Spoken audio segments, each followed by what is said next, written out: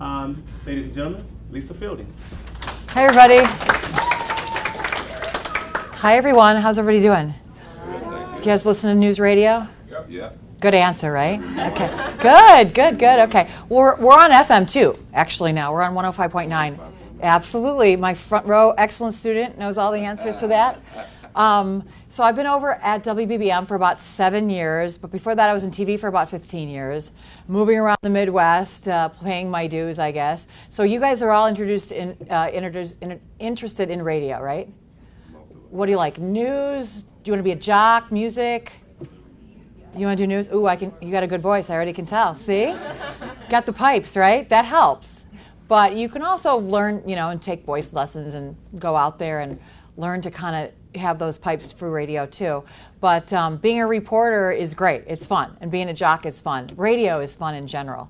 And we're going to hope that everybody listens to radio for the end of time, so there'll always be jobs, right? And XM and Sirius is out there, so there's lots of opportunities as far as that goes.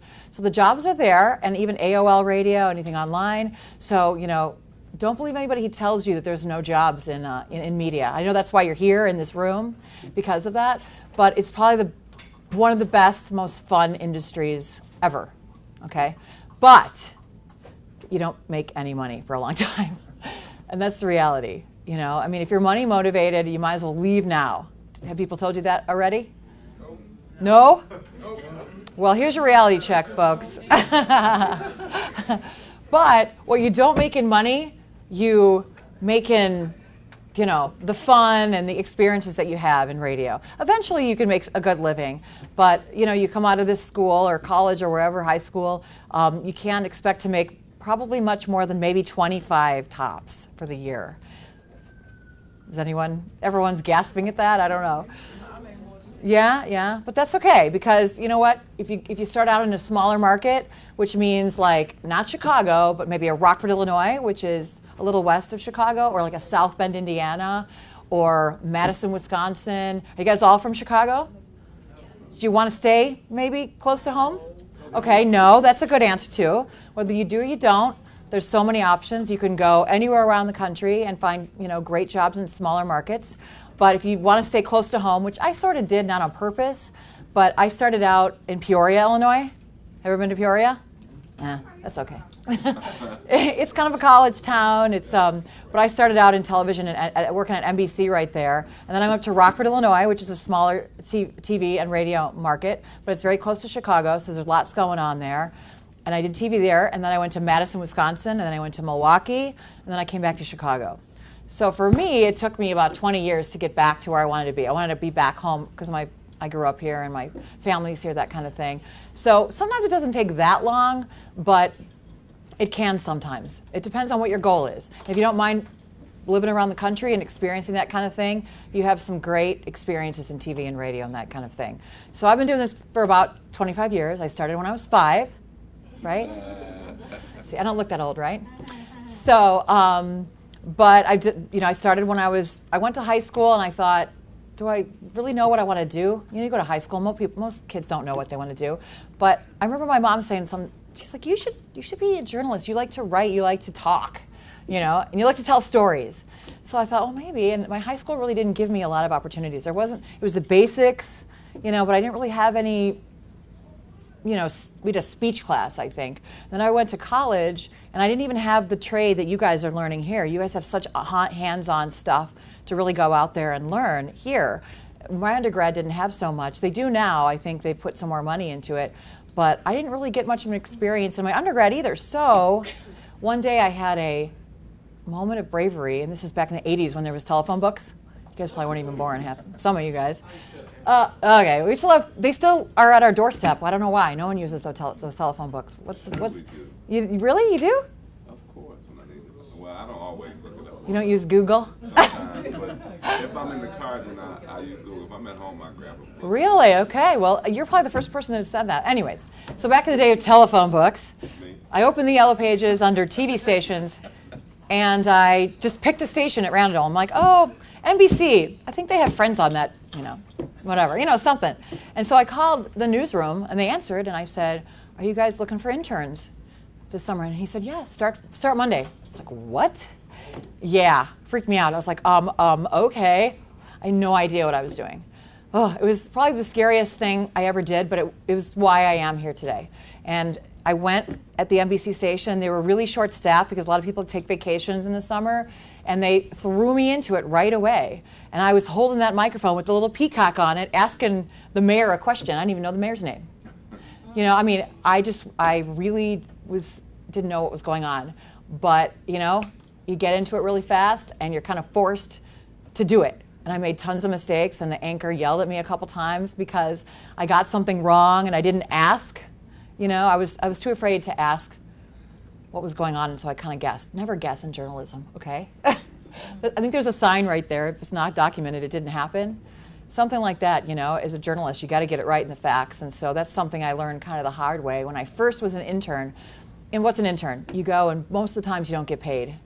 You get credit, maybe, but you get invaluable experience that you can put on your resume. And the minute you have that, the minute you guys in this class, you have this experience already, you have the edge above everybody else already because you've been out there doing this. You're hands-on in the studio. And you can go into a radio station and say, oh yeah, that's you know, I was going to use the word cart, but that's another old school. We don't use carts anymore. I know. Who's who fit? Oh my God. Yeah. Do you know what that a cart is? You know, some people still use them. Well, the boards are like that. But in the old days, not too long ago, you know, they look like 8 tracks. And you put in there and you play the commercial. But they're all computerized now. But stuff like that you're going to know how to do because of this class, and you're going to get that edge above everyone else. So is this business tough? Yes. Everybody wants to be in fun radio, right? So how do you stand up, you know, against the others? Just learn how to do everything. Market yourself as utility player. Know how to do radio. Know how to work a camera. Know how to even web produce. Anybody put websites together here? Very good. Something to learn, because when you get out there, they're going to ask you all those things, because they don't hire a photographer, a radio person, a web person, a writer. You have to be all of it, for sure. That's the new journalist knows how to do everything.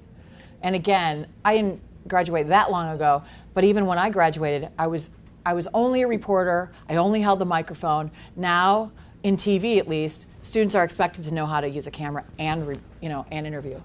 You know, like a one-man band, we call them, that kind of thing. And in radio, we're being asked to take cameras out too. And in the digital age of social media, Facebook, Twitter, we also, as reporters and as jocks or engineers, whatever you guys decide, you're expected to utilize the social media to get your listeners, get your information out as soon as possible. You guys tweet? Twitter? Everybody has Twitter? Twitter? No? Well, Twitter has revolutionized at least the news business, for sure. Because I remember thinking, I'm not going to get on Twitter. 140 characters, that's ridiculous. Like, what would I possibly say for 140? That's really, I thought it was crazy. I think it was Ashton Kutcher was like the first one that was like into Twitter, and he had like 1 million followers. And I still didn't get the concept. I was like, I just don't get that. And my colleague, Steve Grzanich, he's a huge social media guy. He's always tweeting and always Facebooking and getting the information out while he's on the air. We all multitask that way. And he convinced me to go on Twitter, and it really changed my life as a journalist, because I can be out at a scene and I can say, like last week I interviewed Tim McGraw. It was random, but he was at the Outback Steakhouse with military families, okay? I tweet, Tim McGraw welcomes military families and says thank you, and then I say, the story coming up at 3:05. So, you know, I have, I think, 1,000 followers or something like that, and all of those people will get that message, and we hope they'll tune in at 3:05 to listen to the story. It's a tease, you know, coming up, and it's my way to get the information out immediately. You know, if something horrible happened downtown, like an explosion, God forbid, or something like that, we, as reporters on the scene through Twitter and even Facebook, but Twitter more so, can get that information out immediately to people who need to know it, even before radio, and radio is 24/7. But I could get that out before I even get on the air to tell the story. So it's amazing the immediacy of news and information, radio and TV and social media, and really the impact it's had to get things out, which leads to, if you're on Twitter, you know a lot of people tweet things and they aren't even true sometimes. You guys have ever seen that? There's been controversy about how people, like the Boston Marathon, they were saying, you know, even like Sandy Hook, people were getting information out, but it wasn't really the right information. So you think about, is it, you know, how do you want to be first, but you want to be right? You know, hey, thanks, Alonzo. Being right is important, obviously, as a journalist. And Twitter hasn't really reined that in yet. You know, the accountability of being right. Because I see it on Twitter, and I say, oh, you know, so-and-so celebrity died, and we all retweet it. But we don't even know if it's true, right?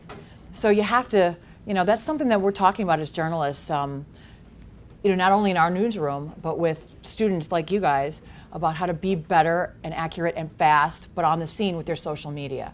So that's kind of an extra thing that's been added to our checklist when we go out to a scene. So my typical day, I'm a reporter, so I anchor on the weekends, meaning I sit at one of those boards right there, and I work the board, and I talk in the microphone, and we have a computer in front of us, and we have a writer that writes our scripts. But if anything's going on, mostly it's all planned out, and it's written in front of you. But obviously if something breaks, you've got an earphone, and people are talking to you, just like in TV, same thing in radio. Okay, somebody's at the scene of a fire, and they want to go on the air right now. So and you're talking, and someone's talking in your ear. You're like, it's really hard to talk while somebody's talking to you. But that's something you learn too. But you go to the beauty of radio. It's 24/7. You can go to it right away. Unlike TV, you kind of have to wait until 5 or 6 o'clock or 10 o'clock most times, unless it's huge news. But radio is constant. Anything that happens, you can turn on the radio and it's on, at least with us. We're on all the time, whether there's a weather story or, you know, the Boston Marathon bombings, you know, something like 9/11. We're always on, and people can call in, and we can, if you're on the scene and you want to tell us about being stuck on Lakeshore Drive 2 years ago during Snowmageddon, we had everybody in those buses and the cars that couldn't leave Lakeshore Drive were on the air with us telling us what was going on, because we didn't even know that they were stuck out there and why they were stuck. So radio can be compelling and immediate and really history making. As a journalist, as someone who's in media, you really have a front row to history. Whether it's covering a fire or covering an accident or interviewing President Obama or going to his 50th birthday at the Aragon, which I got to do a couple years ago, you know, you witness history by just doing your job. And for me, I can't put a price tag on that, you know? And every day is different. For me, I couldn't be in a high rise, just like data entry. I would like jump out the window. It'd be so boring. You know, if you look for something, if you want variety, if you want to have opportunities, if you want to meet all kinds of people, this is the job that you want to be in. Whether you want to be a news person or a jock or even an engineer behind the scenes. We have engineers who work Bears games, and they go out to all the, you know, make sure everything's fixed. You know, Lisa's microphone's not working. You know, they give me a new little connector and it works, you know. Or Lisa, press play. That's all you need to do, because I couldn't figure it out myself. We love engineers. They're part of everything. They're the guys behind the scenes, and we need them just as much as the folks in front of the camera, in front of the microphone, that kind of thing. So for me, I love it because every day's different, and I've had some amazing opportunities to really showcase some ordinary people and interview extraordinary, you know, celebrities as well, and you know, our president and things like that. And we're lucky that he's from our hometown and he comes here a lot, and we always have the opportunity to be a part of that as well. And but when you start out, I always encourage everyone to look elsewhere than we're in a big market here, obviously. You know, your markets are ranked: New York, LA, Chicago's number 3, and San Francisco and Dallas and Philadelphia. They're all really large cities, and they're ranked market-wise by their population. I encourage young people or people who want to be in this business early is to go to smaller markets, get that experience. And it sounds cliche, but to be that weekend warrior, that weekend DJ, you're a big fish in a little pond. It's so fun, and you learn so much right away. And if you ever want to get back to that, you know, big market, it's going to happen. It just might take a little bit. It's just like any job. You climb the corporate ladder, but you go to smaller places, and then you go higher, higher, higher, and then you set a goal or you stay. Or you meet your person of your dreams and you stay, or whatever. You want. A lot of people have big goals of going to big markets, but then they meet somebody and they end up staying. But you know, it depends on what your goals are and what you want. You keep that focus. You know, there's hope for anyone who wants to do this business and to stick with it. It gets very frustrating sometimes because holidays, weekends, nights, I still do those, which I couldn't tell you 25 years after I started that I'd still be working, you know, 4th of July and Christmas and Thanksgiving. That doesn't always happen. I'm at a station where I'm like the youngest person there. Everyone's been there longer than I've been alive. I mean, seriously, people have been there longer than 40 years. Did I say I'm 40? Oh, sorry. Anyways, but you know, I'm lucky to work with a lot of veterans, but we're all waiting for them to retire, so we all better schedules. No, kidding. But you learn from those veterans, you know. I'm like, I've been here 7 years. Come on, it's time. But that's the drawbacks. Not a lot of money for a while, and you know, nights, weekends, and holidays. Because radio never stops, and news never stops, and music really never stops on the radio. You never hear it take a break unless there's some kind of simulcast, which is a computer takes over and plays the music, which happens a lot too. But someone needs to press that button to work the computer. There's always someone there, a human of some sort. So we're all needed, which is a good thing, you know. So there's a lot of sacrifices in this business, but it's so worth it.